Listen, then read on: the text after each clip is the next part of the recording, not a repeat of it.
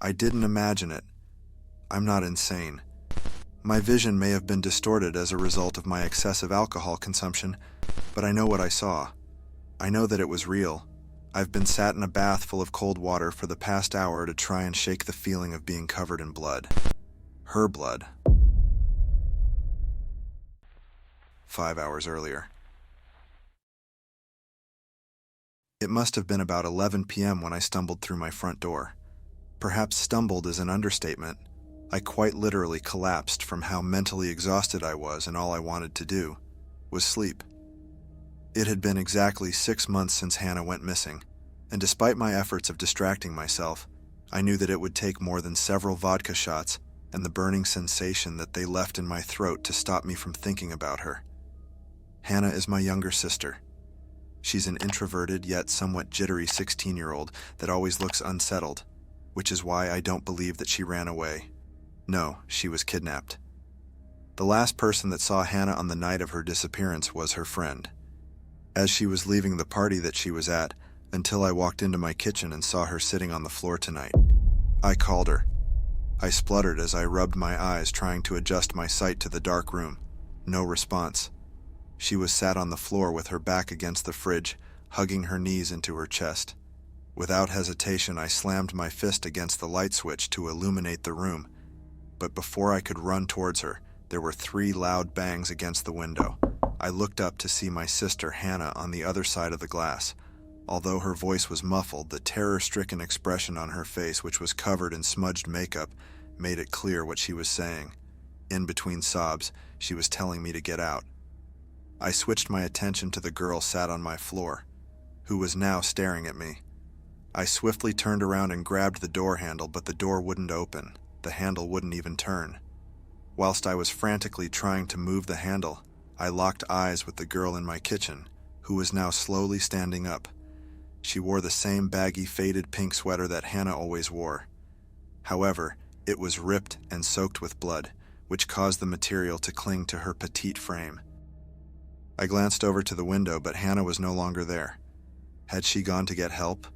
I vigorously slammed my body repeatedly into the door in a futile attempt to open it. Then she started to speak and my whole body froze.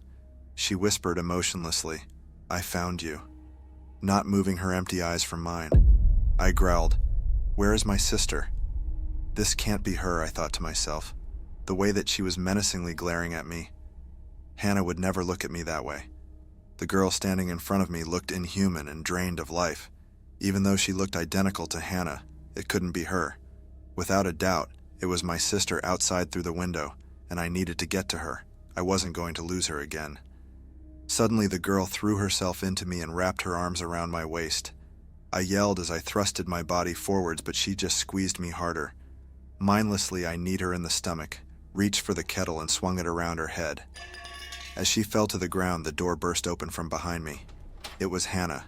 She clung onto my arm and cried, whilst I stood in stunned silence, staring at the unconscious girl on the floor, who was now surrounded by a pool of blood. It must have been about 2 minutes that I stood there, but Hannah's chillingly cold hands, which were gripped so tightly onto my arm, made it feel like I was standing there for hours. As cold as she felt, her fingertips burned my skin. Suddenly, she let go and walked towards the girl. She still hadn't moved an inch. Hannah pressed her fingers into the girl's neck to feel her pulse. She waited for a few seconds, and then looked up at me, shaking her head. Had I killed her? No, she was bleeding. She would have bled out anyway. I knew that I had to do something about this, but I had to sort out Hannah first. I decided that I should put her to bed, and that we would talk about everything in the morning. I didn't want to overwhelm her. So I washed her face, tucked her into my bed, and decided that I needed to have a bath and take it all in. I was covered in the blood of that girl, and my stomach churned at the thought of her lifeless body on my kitchen floor. She couldn't have been human. Even the way she walked made her look monstrous. Hannah hadn't spoken to me at all whilst I was putting her to bed, which really worried me. All she did was stare blankly at me. Coming to think of it, I swear that she didn't even blink. She must have been through a lot for the past 6 months. All I need to do is concentrate on is keeping her safe. I stepped out of the bath, still feeling dazed. As much as I didn't want to deal with the dead body in my kitchen, I knew that I had to before Hannah wakes up.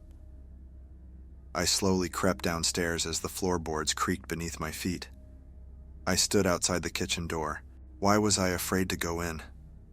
My throat felt sore, as if I had swallowed razor blades.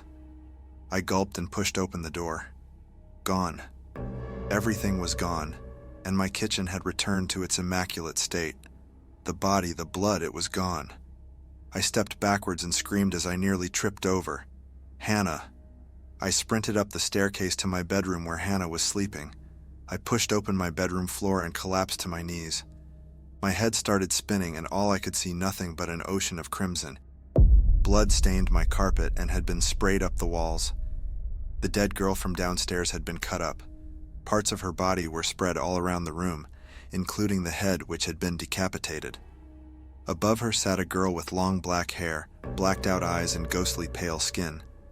She looked up from her cupped hands, which were holding what looked like the heart of the girl, and slowly smiled at me, her mouth dripping with blood. That's not my sister.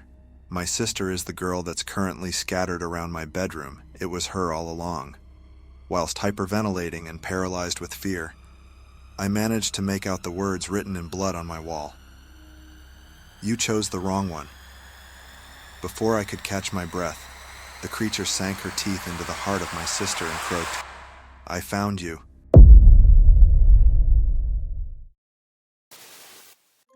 If you enjoy the video, leave a comment, and don't forget to subscribe. And if you want to support us, share it to your bestie.